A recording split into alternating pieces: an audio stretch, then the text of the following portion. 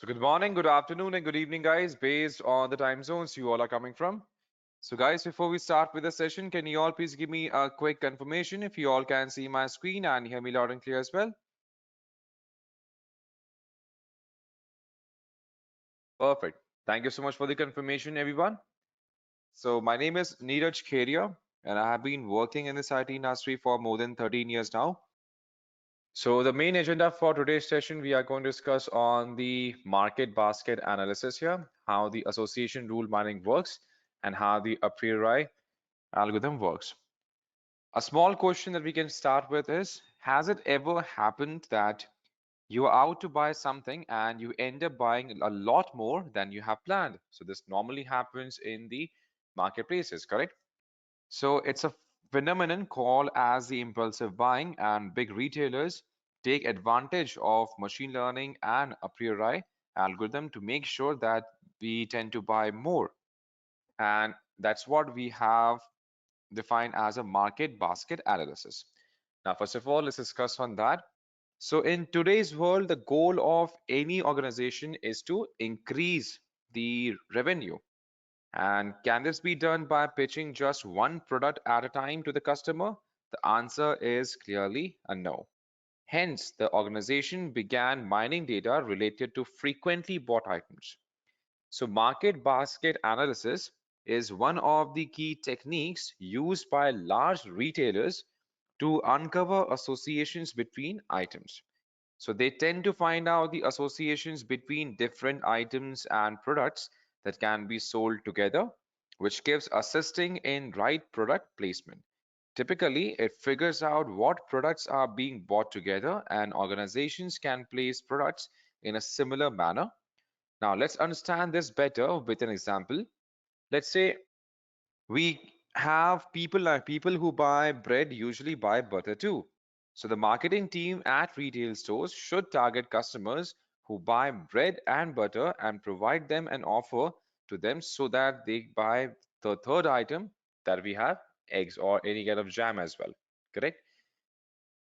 So if a customer buys bread and the butter and see a discount or an offer on eggs, they will be encouraged to spend more and buy the eggs. So this is what market basket analysis is all about. So this is a small example. Let's say if we take 10,000 items data of our supermart to a data scientist, just imagine the number of insights we can get out of it. And that is why association rules mining is also important to understand. So if we talk about association rule mining, then association rules can be thought of as an if-then relationship. Suppose we have an item A. So item A is bought by the customer, and then the chances of an item B being picked by the customer too under the same transaction ID is found out. So here we have simple if and then relationship. So there are two elements of these different rules. First of all, we have the antecedent as an if. So this is basically an item or a group of items that are typically found in the item sets or data sets. And then we have the consequent, that is then. So here we have then. So then is basically used for, then it comes along as an item with an antecedent, or we can say a group of antecedents that we are seeing. And antecedent we have discussed, it is basically an item or group of items that we found in item sets of data sets. Now, here comes a constraint. Suppose we made a rule about an item used, we still have around 9,999 items to consider for rule making. As we discussed, we are going to make use of 10,000 items. So this is where a priori algorithm comes into play. So before we understand the a priori algorithm, let's understand the main mathematics involved in here. So there are three ways to measure the association. We have support, confidence, and then we have lift, through which you can measure the association here. We have support, confidence, and lift. So support gives the fraction of transactions which contain item A. Suppose if we talk about support here, it is basically the fraction of transactions which contains item A and B. So basically, support tells us about the frequency we can say frequently bought items or the combination of items bought frequently by using the support. So with this, we can filter out the items that have a low frequency. Then we have confidence. So it tells us how often the items A and B occur together, given the number of times A occurs. So typically, let's say when we work with the a priori algorithm, we define different terms accordingly, but how exactly we have to decide the value? That's the main question. And to be honest, there is not a specific way to define these terms. Suppose we have assigned the support value as 2. Now, what exactly this means is until and unless the item frequency is not 2, so here we define support as 2. So until and unless the item's frequency is not 2%, we will not consider that item for the a priori algorithm. So this makes sense, as considering items that are bought less frequently is a waste of time. Because let's say if only 2% of users are buying this item along with the item that they have bought, then obviously we cannot use it. We cannot even consider it for the a priori algorithm that we are going to work on here. Now, suppose after filtering, we still have around 5,000 items left. Now, creating association rules for them is a practically impossible task for anyone. And this is where the concept of lift comes into play. So basically, lift indicates the strength of a rule over the random occurrence of A and B, and it basically tells us the strength of any given rule here. So for finding that out, we have to simply divide support by the support of A and then support of B. So focus on the denominator. It is the probability of the individual support values of A and B and not together. So lift explains the strength of a rule. So more the lift, more is the strength.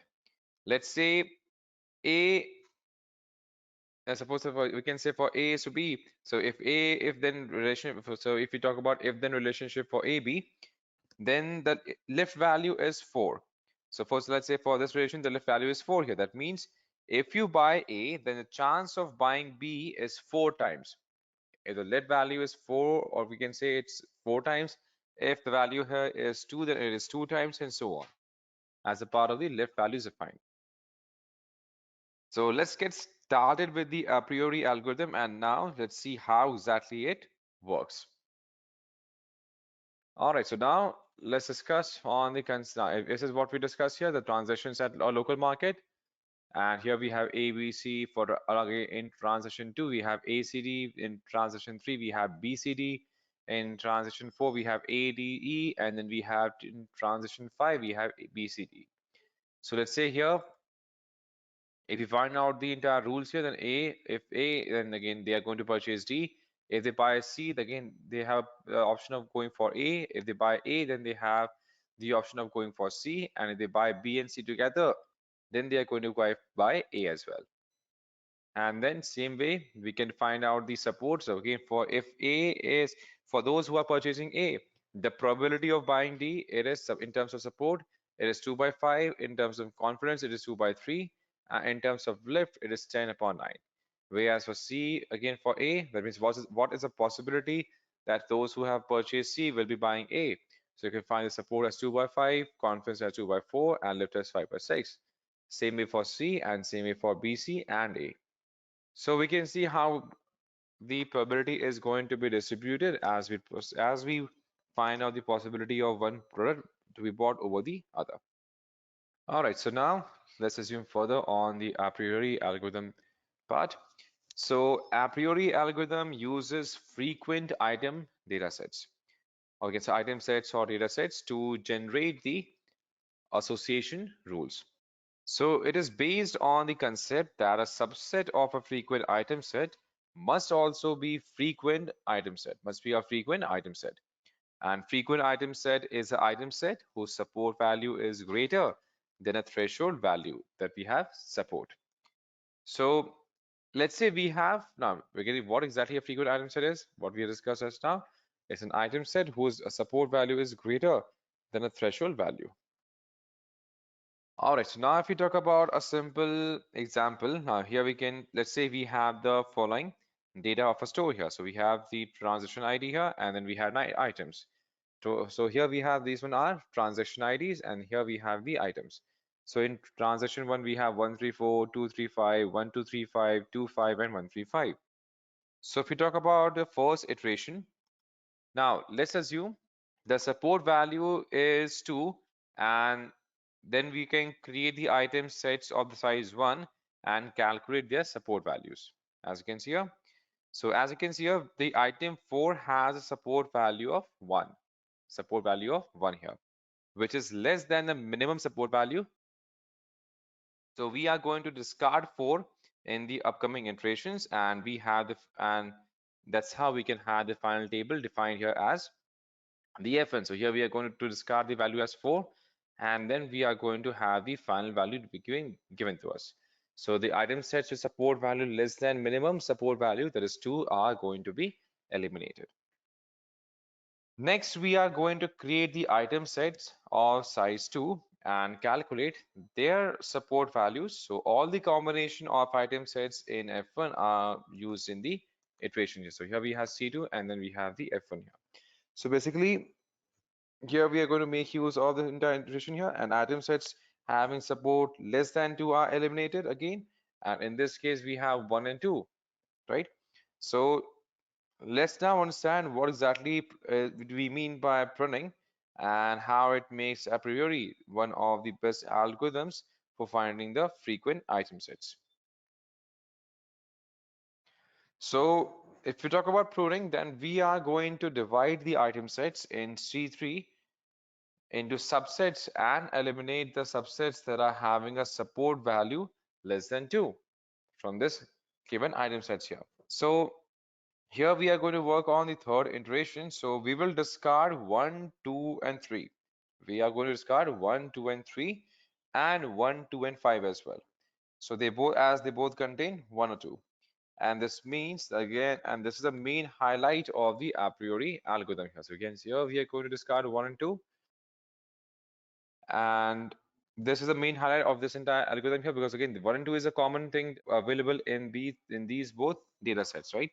So this is the main highlight of a priori algorithm here. And then if you talk about the fourth iteration, so as you can see, if any of the subsets of these items that are not in F2, then we are going to remove that particular item sets. And then in terms of the fourth iteration, let's suppose here we have the transition ID, and here we have the item set and support available. So since the support of this item set is going to be less than 2, so we will stop here, and the final item sets will have is the F3 one. And now, still now we have not calculated the confidence value yet. So again, this is something that we have to keep in mind. So with F3, we get the following item sets. That means for 1, we have 1, 3, and 5. And subsets are 1, 3, 1, 5, 3, 5, 1, 3, and 5. Whereas for item sets 1, again, we have 2, 3, 2, 5, 3, 5, 2, 3, and 5 itself for the other item sets available. So for 1, we have 1, 3, 5. These are subsets of 1, 3, 1, 5, 3, 5, 1, 3, and 5. Whereas 2, 3, 5 are subsets of 2, 3, 3, 5, 2, 5, 2, 3, and 5, right? And for every subset of I, we have to define the output rule. Now, when we are going for applying rules here, so we will create the rules and apply them on item set F3. So now let's assume a minimum confidence value is 60%. So for every subset of that we have S of I, so the output rule is going to be S is going to be recommended. So S is going to simply recommend IS, and then we hit support, it is I, and then we can simply divide this by the support itself, and to find the minimum confidence value is going to be 135. So here rule 1 here is 1 3 is again a subset, that means 1 and 3 will result to 5. That means if a user is purchasing 1 and 3, both the items, then we have a good possibility of the customer going for the 5th item as well. So here the confidence is going to be support 135 divided by support 13, that is 2 by 2, that is 66.6%, that is 60%. So here rule 1 is going to be selected, and in rule 2 we have 1 5 1 3 5 minus 1 5. That means if someone is purchasing 1 and 5, then they are going to have a good possibility of going for 3 as well, where we are going to see the confidence. And for finding the confidence, we are simply going to again subtract support for 135 by support of 15. That's 2 by 2, and this is going to simply be translated at 100%, and which is much greater than 60% as well. And same way in rule 3, we have 35, 135, 3.5. That means here, if someone is going for purchasing 3 and 5, then they are going to high possibility of going for 1 as well. So here the confidence is support 135 divided by support 35, that we get as 66.66%. And here the rule 3 is going to be selected here, as you can see here. Now, upright. Now, if you talk about the application of rules here, now when we are talking about this rule here, we can see whenever the confidence is going to be more than 60% defined here, then this rule is going to be selected. As you can see here in this rule 5, where those who are purchasing 3, they have a possibility of going for 1 and 5 both. So here the confidence is less than 60%, which is why this is going to be rejected. Same way for rule 6 as well. Same here for rule 6 as well, because here the confidence is going to be less than 60%. Then that's why this is going to be rejected here, correct? Because again, here we have assumed a minimum confidence level for 60%, and wherever we are going to get the confidence less than 60%, we are simply going to reject that particular model here. All right. So first of all, that's how we had seen how we can create rules in a priori algorithms here. And the same steps can be implemented for this item set 2, 3, 5, and then we are going to try it and see which rules are accepted and which rules are going to be rejected, and how we can implement the a priori algorithm in Python. All right, so let's fetch some sample data sets here that we are going to work on. So to get started working on the actual analysis here, we are going to make use of the PyCharm ID. So we can use any of the ID, or we can also make use of the Python common IDLE to get started. So we are going to make use of PyCharm. In this file, we'll be having the access to the invoice number. We have the stock code, we have description, quantity, invoice date, unit price, customer ID, and then we have the country. So this is the data point, that this is a file that we are going to work on. All right, so in the meantime, we are also going to install PyCharm as our main ID. So in case you want to work on Python, then we can make use of PyCharm ID, which is one of the most popular IDs for getting started. And PyCharm is also offered as a free tool. That means here we get is also offered as a community tool here. So you can use it as a community tool in order to get started. So once we have the access to it, we can open this up. All right. So here we can get started. First of all, we are going to work on the pandas library. So here we are going to import pandas and MLXten libraries imported and to import and read the data sets. So here we are going to use import, and then here we are going to find import pandas, and from pandas as PD. So here we go to import pandas as PD, and then we are going to use from MLXten, we are going frequent patterns. We are going to import a priori, and then we are going to use the same from MLXten frequent underscore patterns.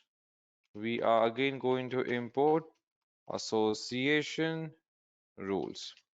We're going to import association rules, and then we are going to create a data frame where we are going to make use of pandas library as pd.read, and here we are going to read Excel file. If it is a CSV file, then we define it as read CSV, and here we can define the path. Suppose here the file is currently available in our users location, and under users we have it in downloads, and by the name of online underscore retail dot xlsx. So this is the library that we have currently imported here. And in case suppose some libraries are currently missing here, so we can import these libraries as and when required here. Suppose if something is missing here, we can simply import these libraries in case they are not properly installed. So for installation of any new library here, we can go to File under Settings. Here we have to go to Project Interpreter. In case you want to add any specific library here, then we can simply click on plus, and then we can choose which all library we want to add here. We can simply see the entire list of all the libraries currently installed here. And now if we want to start with more, then we can simply add more libraries, and then we can start deploying it one by one. So for example, suppose if we want to install any specific library here, so here we can, let's say here we want to install the Apriori here.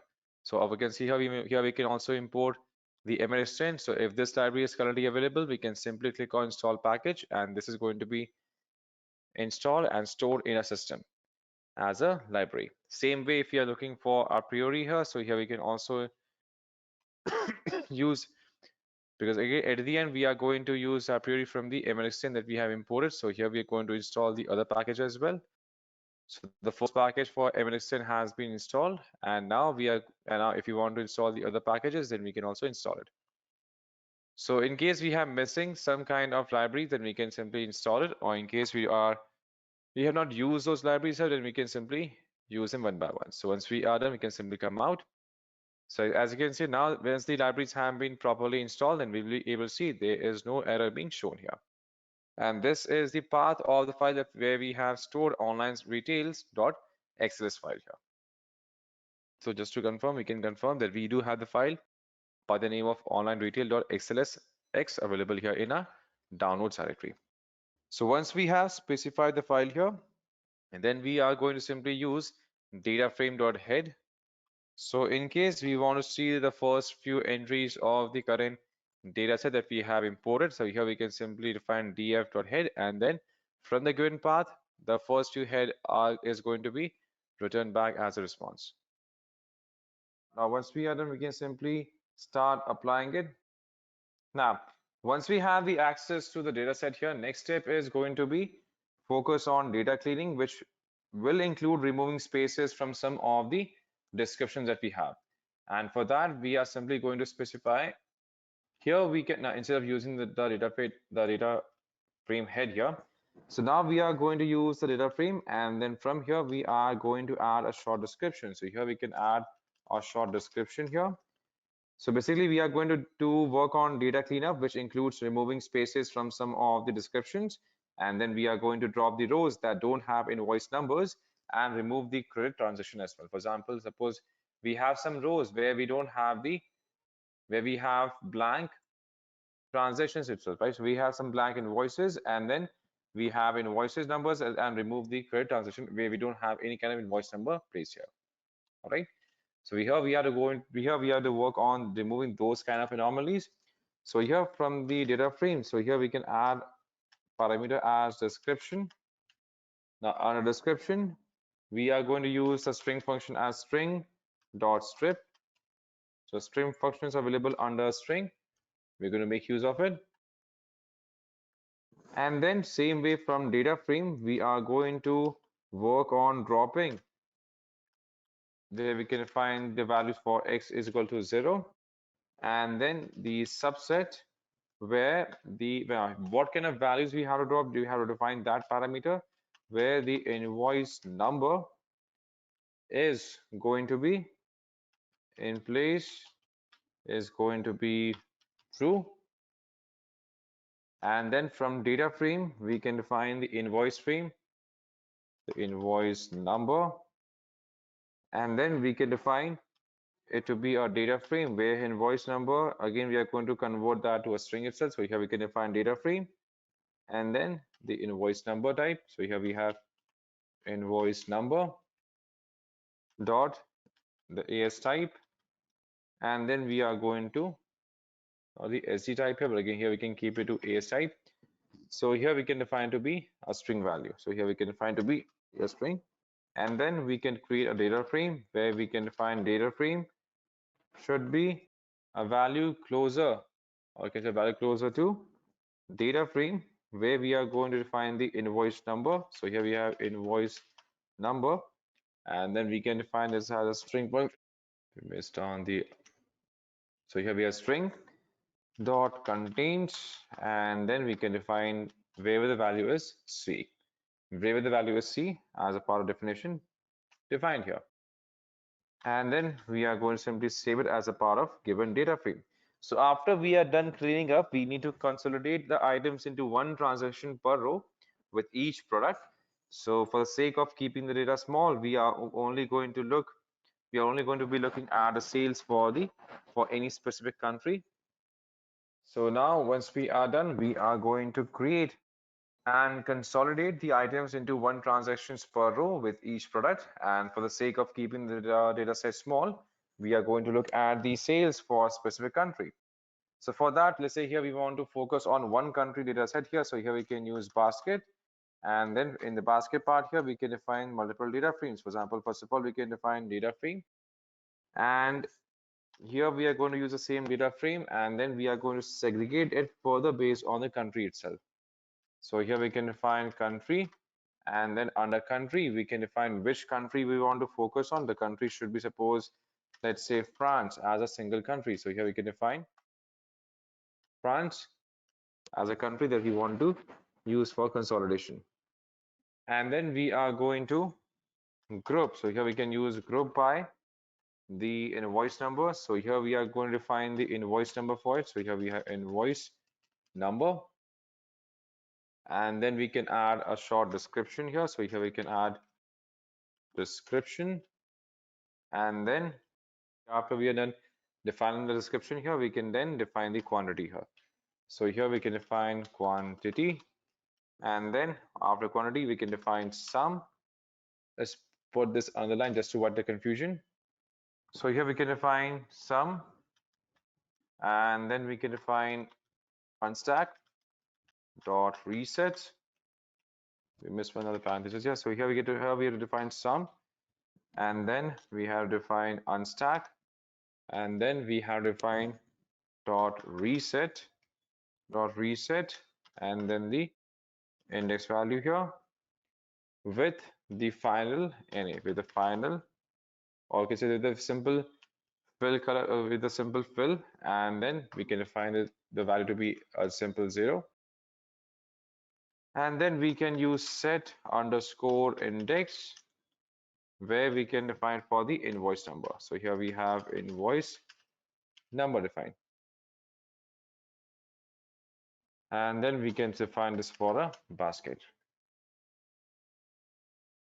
So basically here we are going to define the consolidation for the items into one transaction per row with each particular product.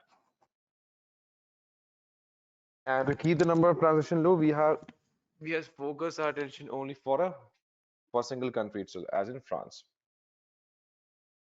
So after we are done with that part, next we have to work on removing all the zeros. So basically there are a lot of zeros in the data, but we also need to make sure that any positive values are converted to a 1, and anything less than 0 is also set to 0. So for that, we are going to make use of this. So basically here we are now for converting that, here we are going to make the go ahead and perform the encoding as well. So here we can define encoding units. So if x is less than or equals to 0, then we are going to return 0. And if x is greater than or equals to 1, then it is going to return 1. Where we are going to define the basket sets and the basket apply map encode units. And then we are going to simply use the drop postage and in place setter to be true here. So basically here we are going to simply work on, first of all, removing all the anomalies here. And then if there are a lot of zeros in the data, we also have to make sure that any positive values is converted to 1, and anything less than 0 is also set to 0. That's what we have done here. And then we are going to generate a frequent item set that have support value of at least 7%. And this number is chosen so that we can get close enough and we don't observe any kind of errors, or we don't get any errors thrown. And here we can generate the rules with the corresponding support, confidence, and lift. So for doing that, we can make use of frequent item sets. So here we are going to define frequent item sets where we are going to find the a priori from basket set. Minimum support should be 0.7 and the call length that are going to be used should be true. And the rules here defined should be for association rules where we want to define the metric as lift and the minimum threshold to be set to 1. And then we are going to filter the data frame using standard pandas code for a large lift and high confidence value as 0.8. And then if we run this, and we'll be able to see the output directly in the section altogether. So here we can simply run the rules. And then if we run rules here, we can define rules for lift. It is going to be defined as a value greater than 6. And the rules where confidence value is going to be 0.8 altogether. So that's how we can make use of the a priori algorithm here. So as it's almost time now, so let's do one thing. Let's say we wrap it up for today, guys. Thank you.